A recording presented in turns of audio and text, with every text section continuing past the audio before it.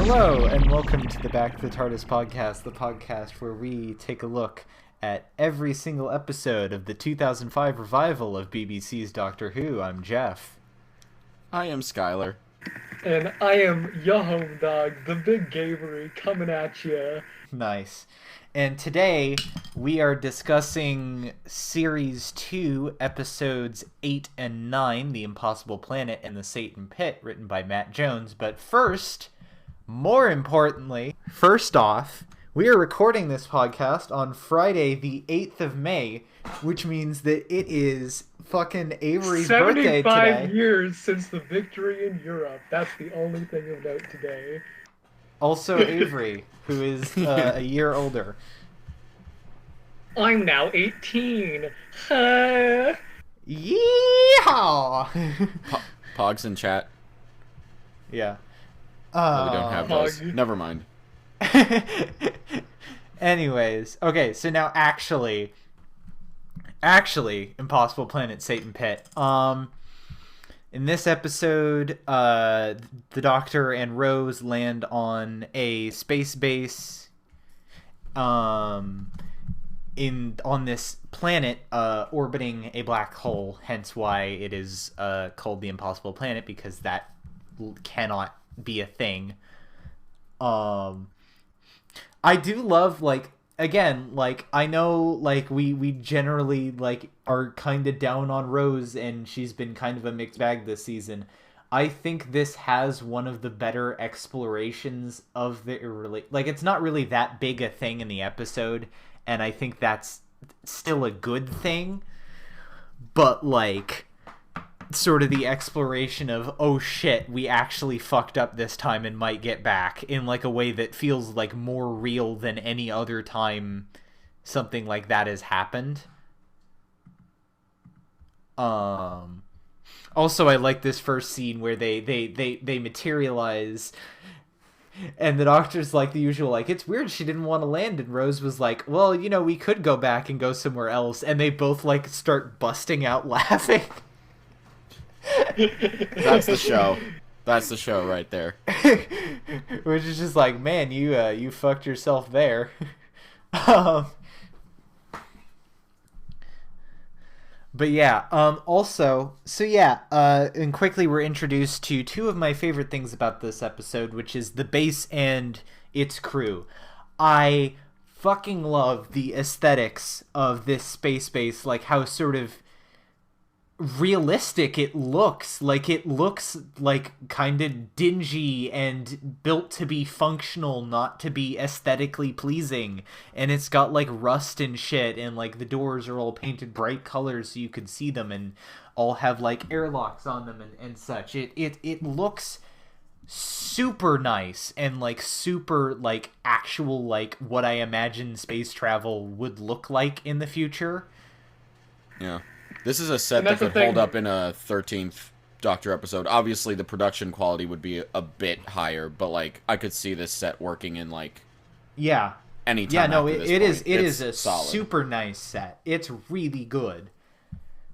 And I mean, Rose even, like, as to the idea of, like, the, you know, this is what space travel feels like, Rose even comments on that, like, oh yeah, it's not gonna be like Star Trek, it's gonna be kind of fucking messy. Yeah. Like, it's, like, the closest to, like, The Expanse or, like, other, like, hard sci-fi that this show has really gotten, I feel.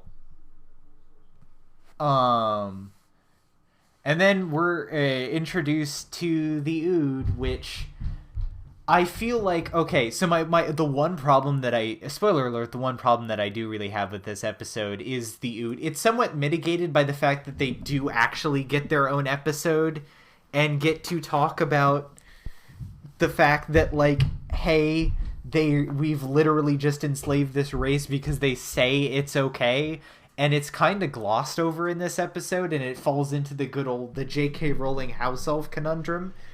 But I will give them, I'll let it pass because they did actually go back and make an episode on that, and there isn't really a place for that in the script for this one. Yeah. It's so weird how, I mean, we were talking about this earlier in, like, an unrelated thing, but, like, the Ood are, like, more than 10 years old, I think. Yeah, they're more than 10 years old. They're like, they've been called classic monsters by now, and that feels weird to say. They've only actually seriously showed up in 2 episodes, plus the one technically in Doctor's Wife. Yeah. They have gained a reputation entirely because they are like one of the better looking monsters, because it's entirely a practical effect that looks good.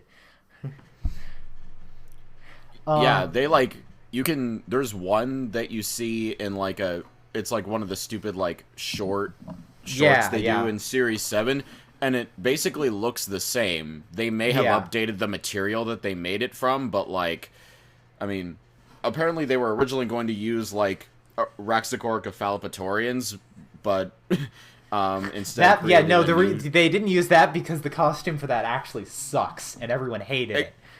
Exactly, and like having 3 lugging around is bad enough, and this is more intimidating anyway. But yeah, awesome introduction, and they get better when they actually address the problematic elements. Also, it was really funny. I noticed, and I've noticed this before, but I really noticed it this episode. The door sound effects for the door opening and closing are the door sound effects from the original Doom. Like, just straight up. And since, like, usually when I'm watching stuff, I have my, like, guitar with me just because, like, I fidget around with it. I was watching the whole episode going, like...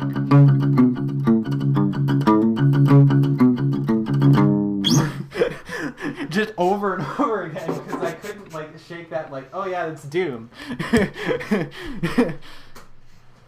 Nice.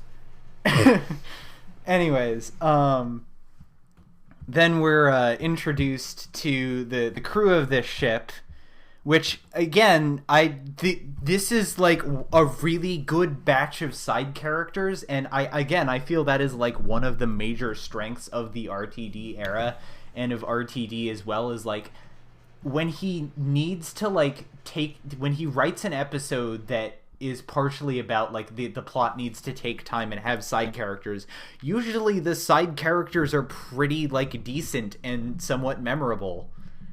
Especially in this, also, I know this isn't an RTD script, but he was showrunner, and as what we've learned about Dalek has shown, he can have some substantial influence on, like, characters and stuff. Given that he literally just all of Van Statten's stuff in Dalek was written by RTD.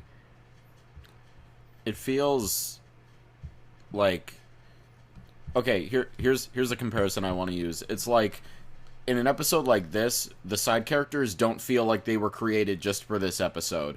We kind of get more of that in the next part, so I won't go too into that, but they feel lived in, and probably the set helps with that too, but it's like, it's really good characterization, whereas opposed to, like, even an episode I like in Series 9, it's like a similar base under siege thing. Under the Lake Before the Flood.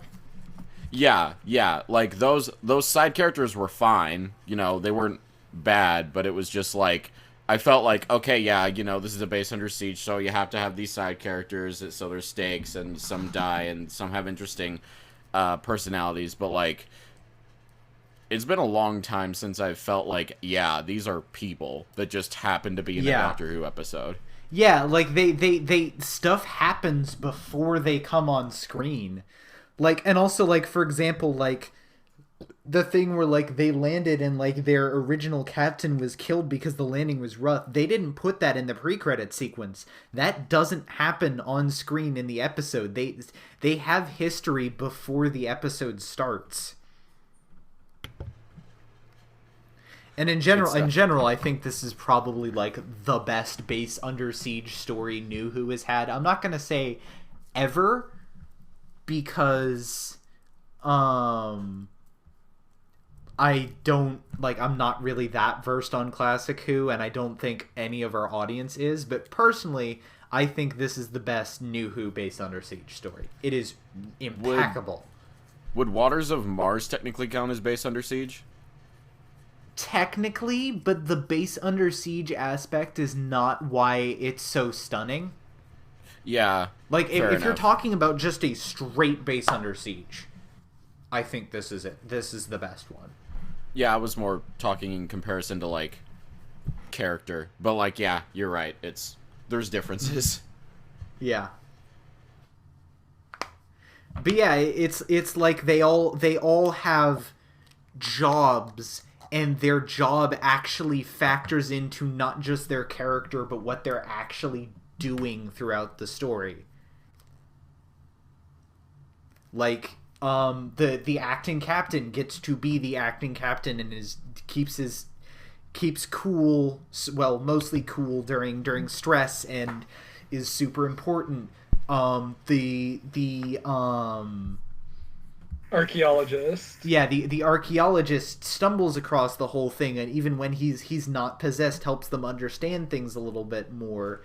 And the main security guy isn't just dumb muscle who antagonizes people for no reason. The security guy is one of the best characters in the entire story. The fucking where is it? I'm looking for. There it is. Yeah. The science officer is the one to go down into the pit with the doctor and has all sort of the knowledge of civilizations, and yeah, it's really good character writing. And yeah.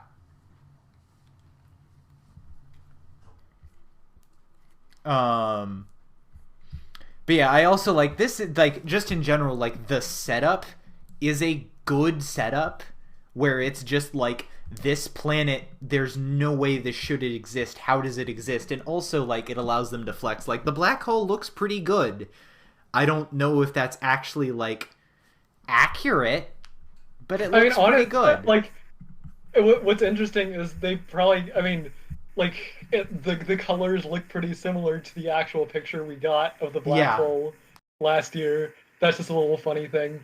But just, like, also, I feel like it's a really good setup payoff, because the payoff doesn't just end up being like, oh, I don't know, like, some sciencey thing just, like, keeps it here. It's like the actual payoff to, like, how this planet exists is itself, like, it's like itself almost like a plot point.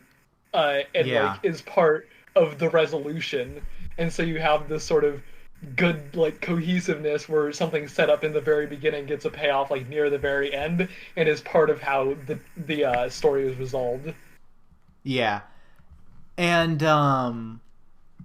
like, despite, like, it being during the tenure of the showrunner, who is, like, probably the most, like, explicitly atheist, and the one who takes, like, works that into scripts the most, and in, like, you know, like in Torchwood, when characters die and then are briefly, like, brought back. I'm not going to say who, but they mentioned about how, like, there is no afterlife, there is just death.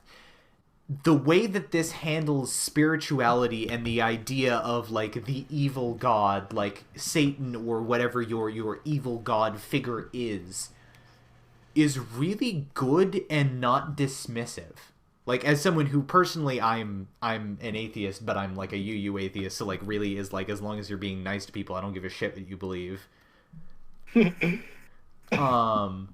I think, like, this is super respectful and not like r/atheism. Ooh, organized religion is horrible. Well, organized religion can be pretty shitty, but, like, ooh, believing in gods is stupid.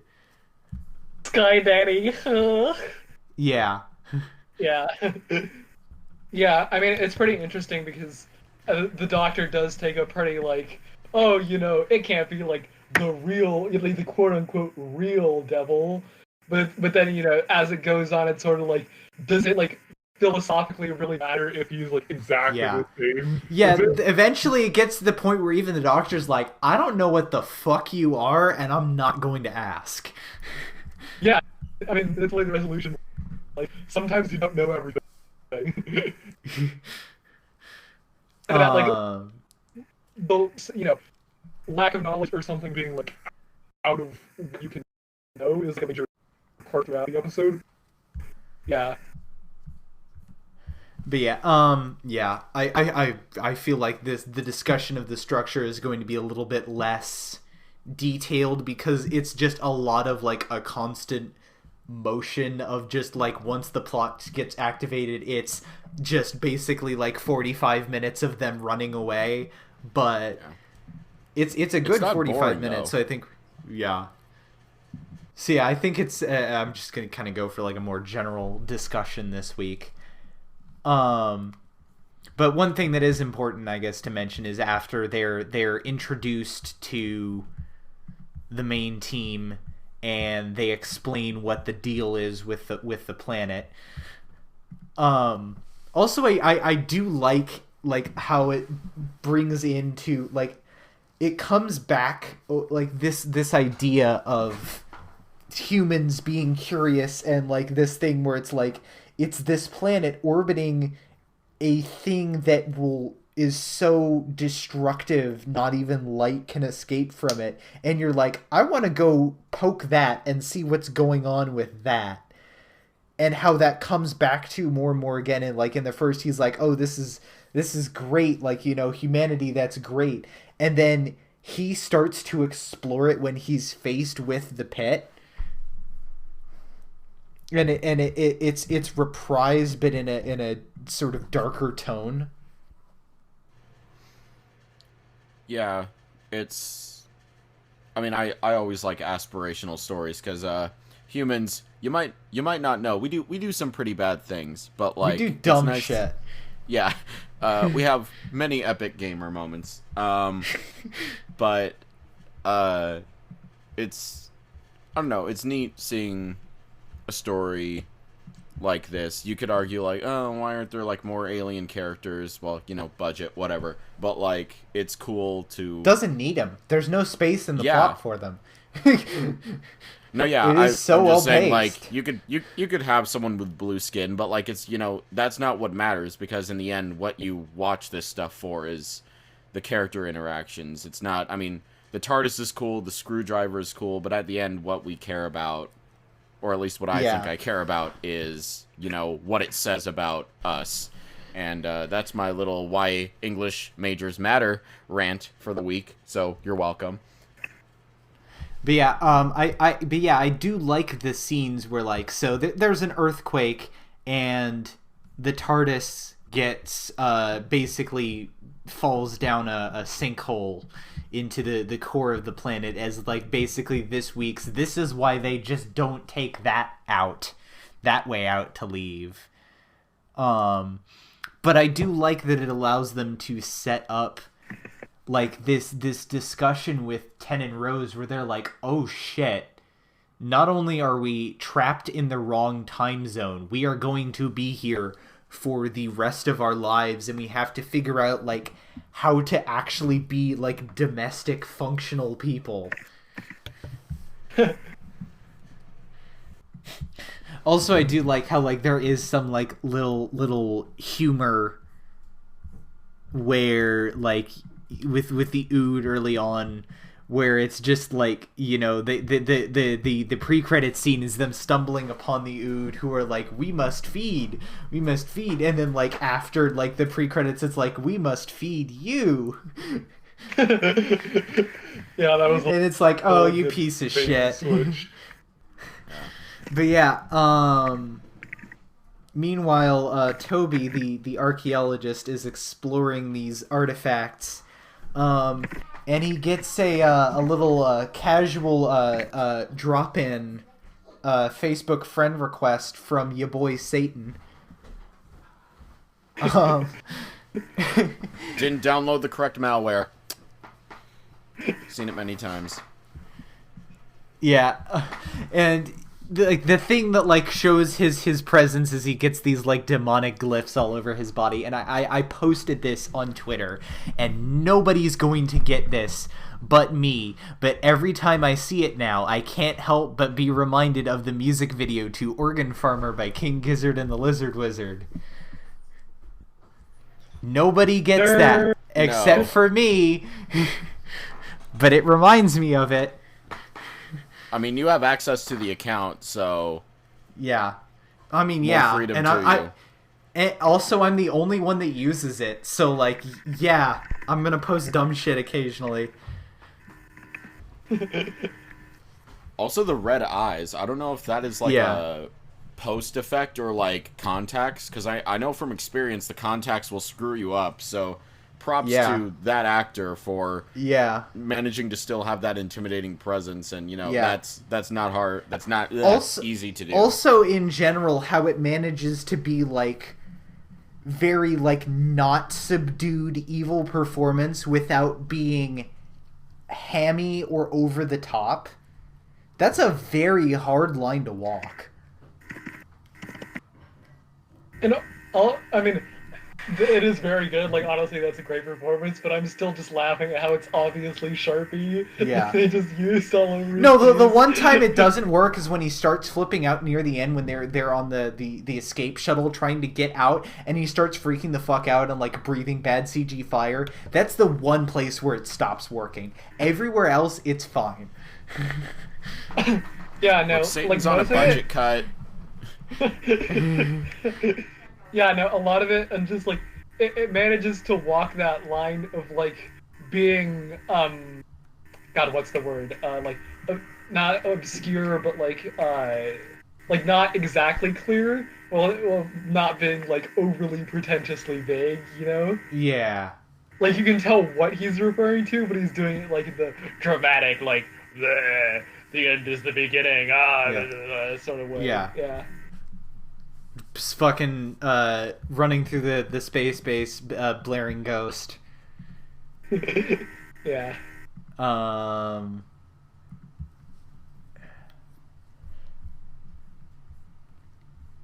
But yeah, also, yeah, I like this is, like, probably, like, this is still a decent Rose episode. Like, this works. She's not... Actually, in general, I feel like the only episode so far where she just hasn't worked has been, like, Idiot's Lantern. I mean, no, not Idiot's. Well, she's not great there, but she's fine. Tooth and Claw is the one where she's just like, okay, she's just there. I think it's telling that my favorite episodes of her in this series at least, are ones where she's not with 10 for, like, all the time. Yeah. Where they're actually split up. Yeah, because then she has to, like, rely on, like, herself and the skills she's, like, built up over this journey and interacting with other people. Yeah, like, when you think about it, she doesn't actually have that great a chemistry with 10. Yeah. I mean, this may be a hot take, but I'm just saying it. She doesn't. Yeah, she has pretty good chemistry with 9, but she doesn't with 10. It's decent. It's not Anakin Padme levels of cringe. Well, yeah, because Skylar, that's an incredibly low bar. Hey. Yeah. Can I just add? Shut up. Can I just add that I literally completely forgot that Tooth and Claw existed? Like, that's how bad that episode was. Oh, God. We're gonna have to talk about fucking Love and Monsters next week. Woo! It's gonna be great. I don't want any commentary from the peanut gallery. Oh, we're gonna get tons of it. No, we won't.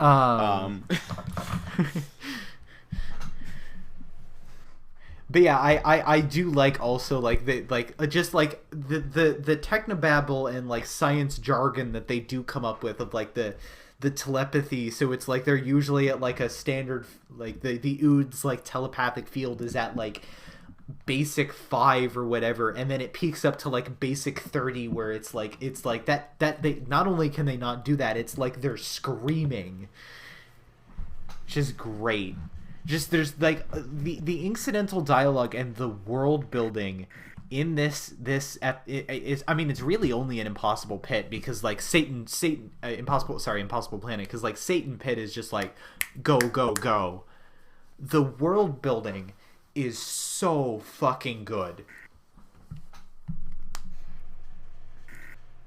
Yeah, there's a lot of flavors added to it that, like, you usually only get, at least from memory, in, like, historicals, where they can very easily just reference crap that's actually happened. But yeah, it's nice. Yeah, no, I feel like a lot of like the good like lived world building episodes during Moffat's tenure are like historicals, and then Chibnall tries to do world building and then forgets to do the part where the characters are actually likable, except for Demons of the Punjab.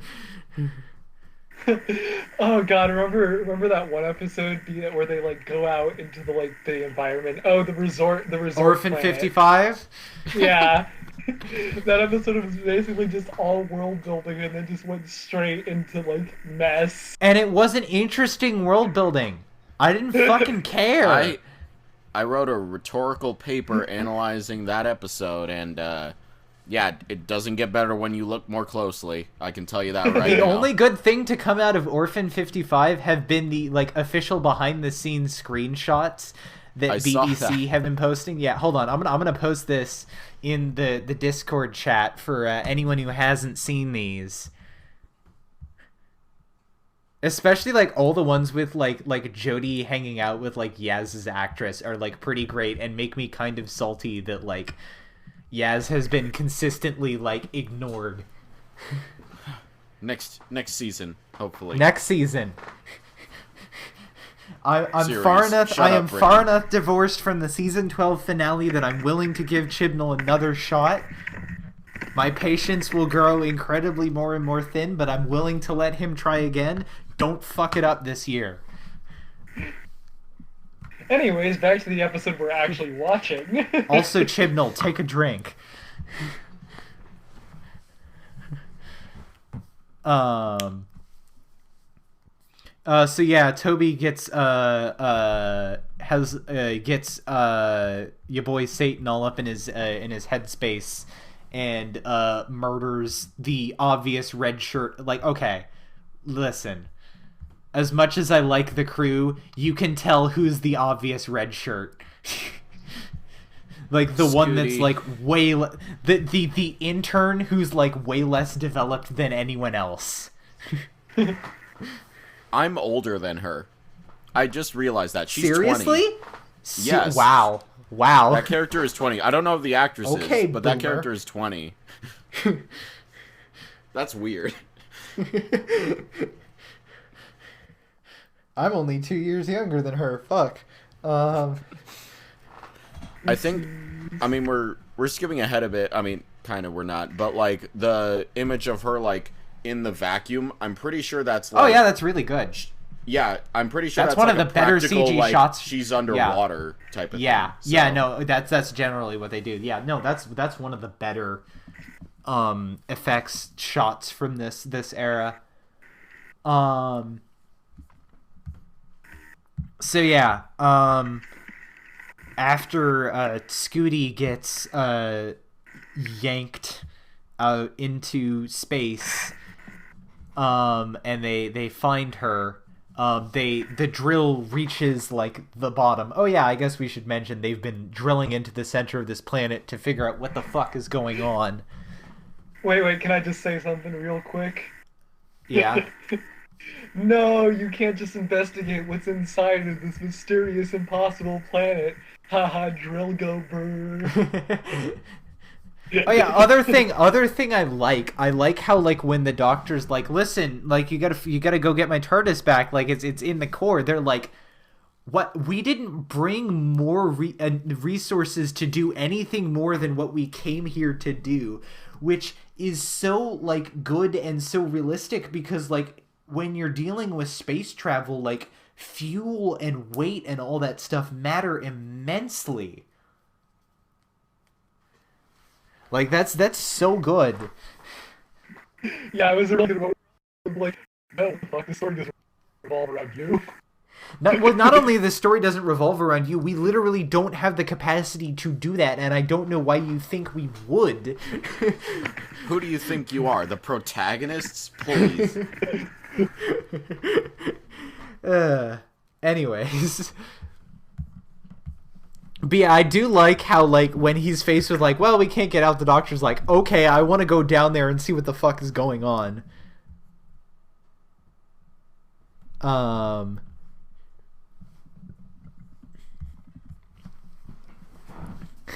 Also, how like Rose is like trying to like pep talk the doctor, and the captain Zach is like, please get off the comms, please stop.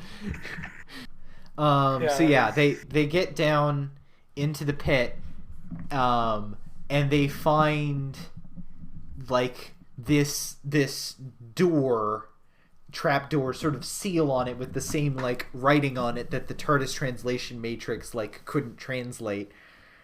And as that happens, the telepathic activity in the Ood spikes to the point where they should be brain dead. And then it opens up, and your boy Satan possesses Toby again. And then the Ood start killing people by the shock ball thing. And okay, this is one thing. This comes into play in Planet of the Ood 2. I guess here it makes a little bit more sense because there's demonic like possession involved, but like did QA at like the Ood planet in the factories, did QA not notice that they could use these as a lethal weapon? If like, I were to write an explanation... If it was just in this episode, it would be fine, because you could chalk it up to, like, the weird, like, satanic possession shit that's been going on. Because, like, even they're like, wait a second, how are they able to do that? Except they reuse it in Planet of the Ood, and it's like, what? Did nobody notice that you could do this? Like, it's literally just, they hold it up, it gets sparky, and they hold it to their forehead, like... It doesn't seem to take any sort of effort to activate. They could just do it. I mean, it's pretty...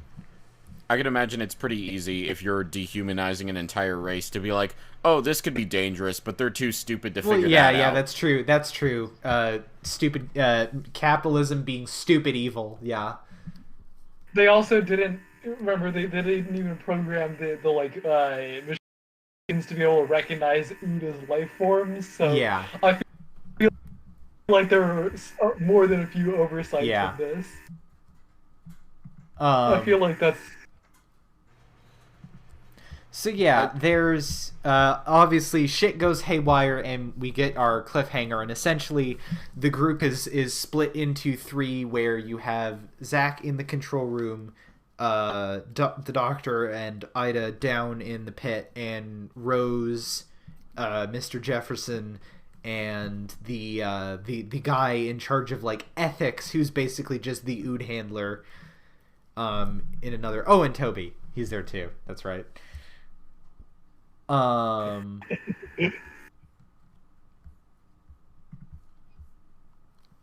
So yeah, this is just like... And I this is also like another episode that like I would have been real sad if this was a 45-minuter, because I don't know how they could, like, at a two-parter, this is like one of the most like perfect, like, yeah, this is like the most efficiently paced, like, good two-parters I've seen. Like this knows it's got an hour and a half, and it fucking owns that hour and a half. It is great. Like, it's like I'm not really going to go into plot specifics, because it's basically just like a whole bunch of set pieces, but they're all really good and have this sense of movement with them, of how like they're trying to get to like the Ood central control to basically cause them all to have a brain hemorrhage, and go inactive, but they're going through like maintenance shafts and all that, and you have the thing where like they're in a time limit, because the maintenance shafts have to have oxygen filtered into them, which eventually leads to Mr. Jefferson being left behind and asking to be suffocated. Which, okay, nitpick moment here. I know the like it's better to die than be killed by the enemy thing, but I feel like being like shocked to death in like 5 seconds from the Ood like ball would probably be a less worse way to die than suffocating to death. Like that's up there on like personally of most like terrifying ways to go is just like suffocating to death because it is slow and it is painful. Yeah, that's what I didn't get. Like he's like, oh yeah, let the oxygen run out because that'll definitely kill me first, even though the ood is like 3 feet Well, away. I mean, even if it would or wouldn't kill you first, it would be way more uncomfortable. Oh yeah, no, for sure. But I'm just saying, even that logic doesn't make sense because the ood was right there. And if I remember correctly, his reasoning was like it's natural, and that's just a whole philosophical can of worms. Yeah, that's fair, but still. Also lulling at like Mr. Jefferson like actually coming up with a very good point of like pointing his gun at Toby and being like he's infected and like do they actually like need Toby to get them out again? Because I don't think they do, and if they just like shot him there, they would have gotten it. Like that would have made like everything like so much easier, but whatever. Maybe it would have spread to someone else, I don't know. Oh, what I will say, we missed something earlier on where like the beast tries to intimidate all of them by just sort of bringing up like vagaries about their past, and this is really good. The episode does not bother to waste time on explaining what they are. It's obviously very meaningful to them and shakes them to their core, but it does not ever talk about what it actually is. And that's good. It has more impact.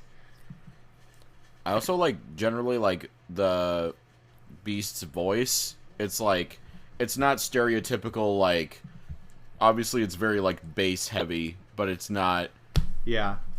I don't know. It's actually, there's just a lot of stereotypical demons, wah, ha, ha, and it's just it's more, it has a bit more personality than that, and Toby's face at times probably helps that, rather than it being the CGI monster, but yeah. The voice of the Beast is a dude named Gabriel Wolf, who actually voiced a similar, really powerful deity sort of being in Classic named Sutek, who is absolutely hammy as fuck.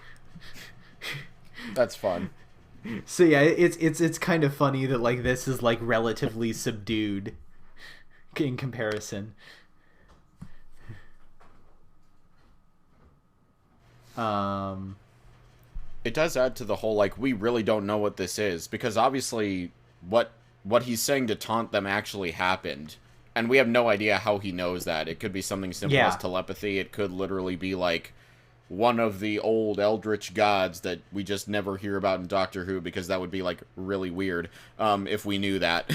But yeah, it's I don't know. As the Doctor says, it's fun not knowing things. Yeah.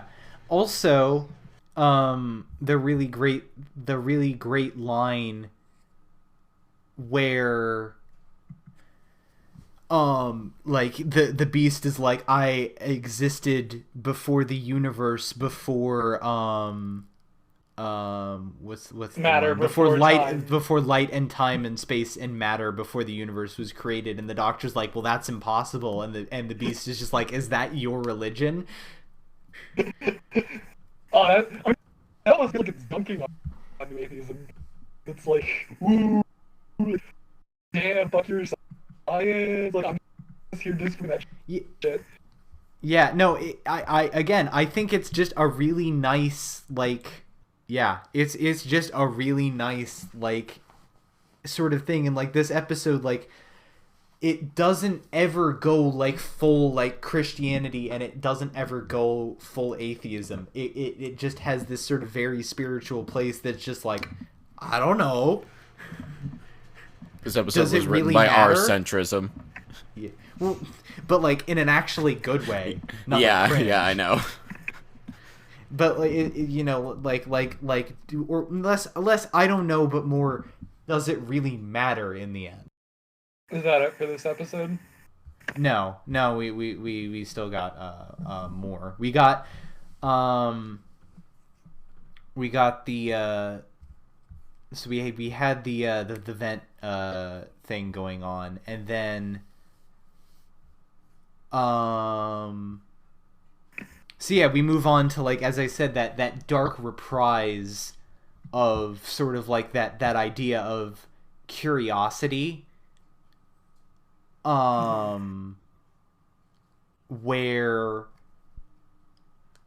like they're faced with the edge of the pit, and the elevator cable has snapped.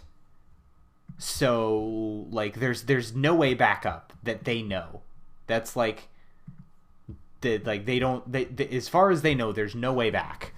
So they're just like, well, if we're gonna die down here, might as well go investigate the creepy pit. And just how he talks through that, like that temptation, and how initially he's like, no, actually, this is the one time where I'm like, we should not do this, and then the cable breaks, and he's like, well, shit, okay, and he volunteers himself to go instead of Ida, who comes up with the idea. Is pretty great. As well as when he eventually gets down to the bottom, and essentially, like, the climax of the episode, like, it's a one-sided conversation. The beast doesn't talk back to him. He figures it out all by himself. Like, there's something about that I just find super interesting, about how, like, it's not literally a conversation with God or a conversation with Satan. It's him being faced with that and being forced to work it out for himself. You know what this reminds me of? This reminds me of how you can execute the ending of Rings of Akaten better than that episode did. Like, don't get me wrong, I like that. I like the song that plays during that. I mean, yeah, it's during Eleven's regeneration, and, you know, I will be crying when that happens. I can guarantee it. But, like, the moment where that actually plays in that episode, I'm just like, when I was watching this today, I was just like, yeah, no, it was done better here.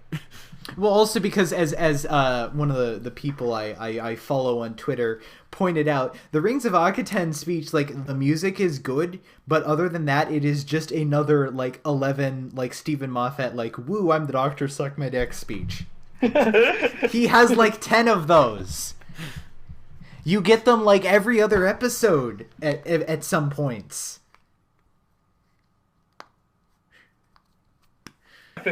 The epic Naruto talk no jutsu. I'd say it's okay because he cries, but then I realized that, like, one of 12's best speeches is when he cries, so I'm going to have to stick my foot in my mouth. No, that I will say, that same person, like, tried to bring the same logic to, like, the Zygon inversion speech, and I'm like, listen, at that point you can fuck off. I don't care what you say. That speech is amazing. Yeah. Fuck off. Oh, but because that speech is extremely clever. Well, yeah. I mean, their point is that he's mainly just saying the same thing over and over again, and I'm like, yes, that's the point. He's saying it over and over again because people aren't fucking listening, and people will continue to not listen. And so he's just going to sit there and drill it into your dumb fucking skull before you get it. Yeah. Way back to the episode we're actually watching. Anyway, yeah, no, I feel like this episode deserves, like, so much more, like, talking than we're probably going to give it, and this episode's probably still going to be, like, normal episode length, but at the same time, like, it is so well paced that, like, I feel like just going through it bit by bit of, like, and then this happened, and then this happened, would actually be diminishing to the episode. This is, like, I guess I will go out and say it right now, this is one of my favorite episodes of the show ever, and I think it might, like, School Reunion is my personal favorite of all time, and it will probably be my personal favorite from the season. But if I had to pick like an actual like best episode, it would be this one for this season. Yeah, it's like, again, it's amazing what you can do if you proportion your time correctly, which the last week's episode didn't do at all. But it's like, yeah, right. I wonder if we dunk on Gatiss less if he ever got a two-parter. hey, you might never know now. I mean, then again, Sherlock is all two-parter length episodes, and they sure fucked that one up badly near the end. I still can't believe they did that. The ending to that show was so dumb. I still haven't seen it. Anyway, don't. It's not worth it. My point in short is that, like, yeah, like you could write down everything that happens, and it would take a bit to do, but just like how it moves, I'm just like with it all the time. Which I know I harp on about pacing, or like all of us do, really, but it's like it's so important to like basically anything for keeping your interests, and if you want to present themes and emotions well at all, people underestimate that, I think, a lot, but this shows that you can still keep something tight and have it be interesting and not need to expand something for you to just have a two-parter, like Series 9 kind of wasted itself for a bit. Yeah. So yeah, the Doctor has his essentially one-man monologue against this just imposing satanic figure, and smashes the urns that were keeping the planet, the gravity funnel, in place, which causes everything to collapse and everything to get sucked in. And then Rose dispatches of Toby by shooting out the window with the bolt gun that had been set up pretty effectively as like a literal Chekhov's gun.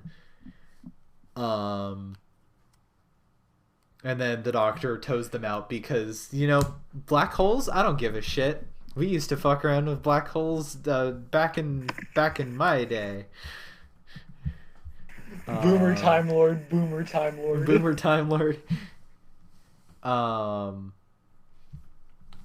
And the Doctor collects Rose back and leaves with the Sanctuary Base 6 spacesuit, which will show up continually in the show for 10 more years. Those things are durable. If 13 fucking pulls it out, like, next season, I'm gonna laugh so hard. Because that will have been, like, the one prop that has still stayed in rotation. You know what would make me laugh and cry? If, like, this one-off villain was brought back, and it's just like, oh yeah, me, Master Chibnall, this here Satan thing, well, that's actually like a twin of the universe from like when the Doctor was born. They're siblings. No. Pass me my beer. Stop it. And I'm saying stop it. I'm saying stop it partially because I hate it, and partially because there are people in this chat who haven't seen the Series 12 finale and don't know what happens. I was not, but I will say it would be very I wasn't talking about you. I will say it would be very funny. It's like, oh, but the Satan is actually one of his past incarnations that he forgot about. Ooh. Anyways. So yeah, I guess if you guys don't have anything more to say, I'll move on to ratings. This episode is a fucking classic. As I said, I think this is the best Base Under Siege archetype story that New Who has done. It's definitely up there as like one of the best two-parters, and I think until best non-finale two-parter, let's say, so far, and probably will be until I find something that I like better than this, which is going to be a hard sell given how much I absolutely love this episode. Great world building, characters that actually feel like they have character and are weird not weird. My brain is mush. Real people who aren't just like one-dimensional sketches to fill it out because it is a Doctor Who episode and you must have supporting characters. And the world building's great and the aesthetic is absolutely amazing and unique, really, when you think about it, compared to like what we see of like a lot of space travel in Doctor Who from here forward, and all that. So yeah, I'm giving it yet another 10 out of 10. And I would even give like each episode individually a 10, because the first episode has all the great world building and the second episode has all the great, like, really well-paced action. Cool. Yeah, this episode oozes atmosphere, it oozes character, set design is great, the effects, I mean, obviously, again, with the time you can tell, but they hold up, their fidelity is quite high. I know I spent a lot of this episode kind of shit posting, but that's really because there's only so many times I can reiterate what Geoff says, and yeah, it's really good. I didn't think anything could beat out the Cyberman two-parter we got, but apparently I just have a bad memory and didn't remember this, because holy crap.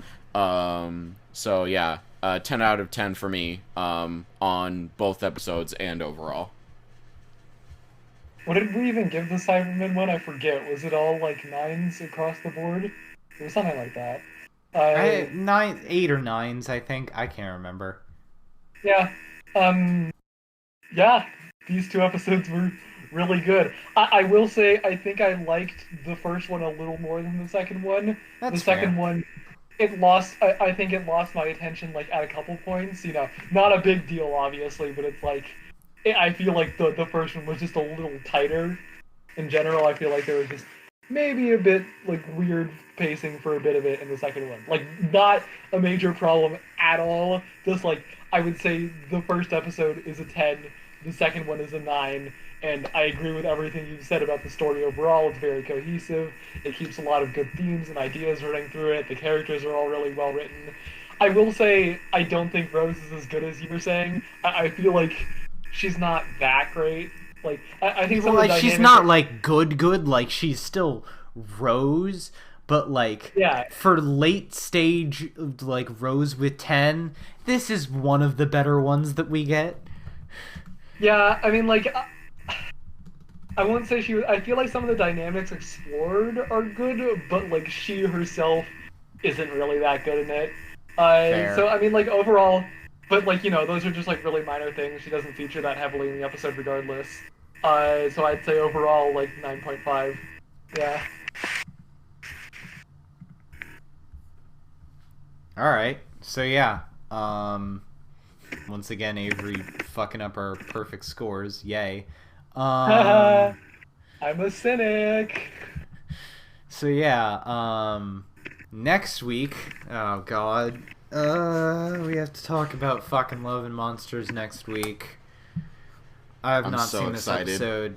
I have not seen this episode in a very long time. And it has a reputation for being pretty garbage. Now, admittedly, a whole bunch of a lot more garbage episodes have come out since then, like Sleep No More and the Series 12 finale, but I feel like this might be like the first actually bad episode, or at least in my opinion, the first actually bad episode that we talk about on the show. Until then,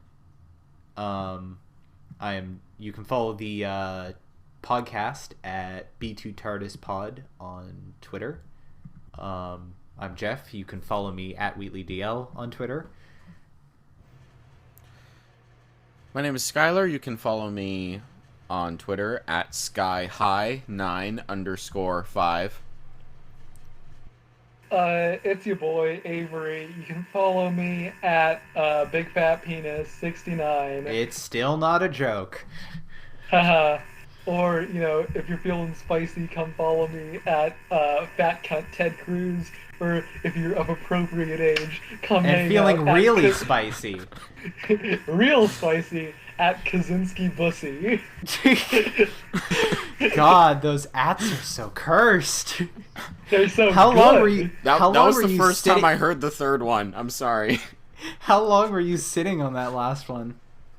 I thought of it like a few days ago. Not that long ago. Okay. Woo! Yeah, I thought of it after I thought of Fat Cunt Ted Cruz, because I was like, I need something similar to this, but like different, So naturally you thought... Both have serial killers in them, though. Hey. He is not a serial killer, he's a serial bomber. Same thing. No, because the intention wasn't to specifically kill people. So he wasn't a serial killer. We are totally getting sponsors. That's gonna happen. I am not endorsing Ted Kaczynski. I would like that to be clear. I sincerely doubt... not only are we not getting sponsors because of this, we're not getting sponsors because I don't bother about... I don't care. I'm doing this for fun. We're not getting paid. Oh yeah, I haven't done any promotion for this at all. The only people who listen to this podcast so far are Avery's friend and a couple of my friends. Yeah, it's literally just and my one Dr. person Who from trolls another on Discord Twitter. I got to listen to it. So yes. Yeah. However, I mean, if you found the podcast and aren't in our friend group, hey, thanks for listening. That's pretty cool that you found it. That's great. Tell your friends. Yeah. Share it with people if you aren't embarrassed that you find us entertaining, please. Anyways, we'll see y'all next week.